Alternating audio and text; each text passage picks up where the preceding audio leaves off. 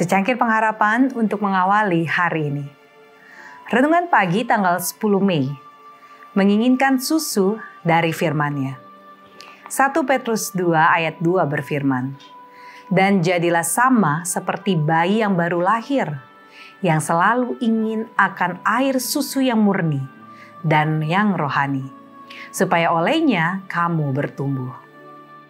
Saya mengingat dengan jelas ketiga bayi saya dan betapa cemasnya mereka ketika mereka tahu mereka akan sarapan pagi, makan siang, makan malam, atau cemilan tengah malam di dada saya. Tubuh kecil mereka yang montok, lengan dan kaki yang terangkat, tangan mungil mereka yang penuh aktivitas, wajah bayi mereka yang penuh harapan. Mulut mereka terbuka lebar dan suara terengah-engah yang familiar, seolah-olah ini akan menjadi satu-satunya makanan dalam hidup mereka.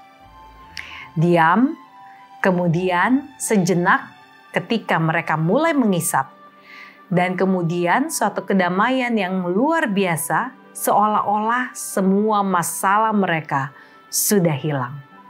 Seolah-olah mereka tahu dengan pasti bahwa segala sesuatu yang terjadi akan baik-baik saja. Kemudian tidur yang indah.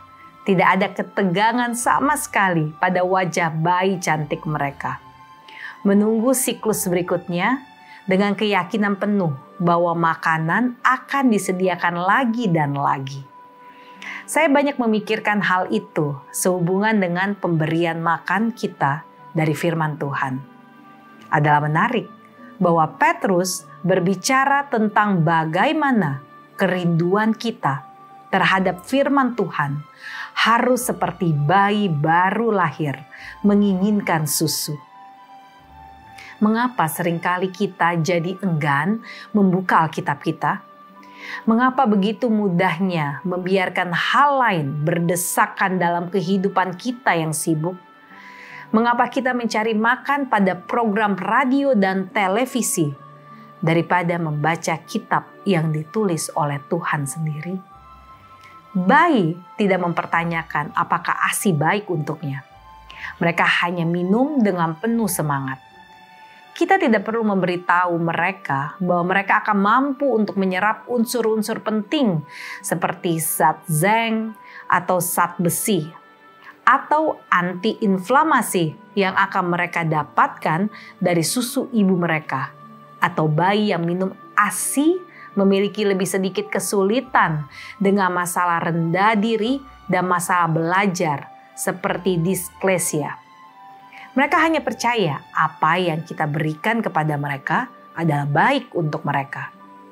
Bukankah kita seharusnya mempercayai Bapa Surgawi kita dengan kepercayaan seperti bayi dan dengan penuh semangat meminum susu firman-Nya?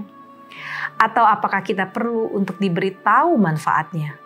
Bahwa firman-Nya yang terselip di otak kita akan membantu kita menghindari godaan yang berbahaya.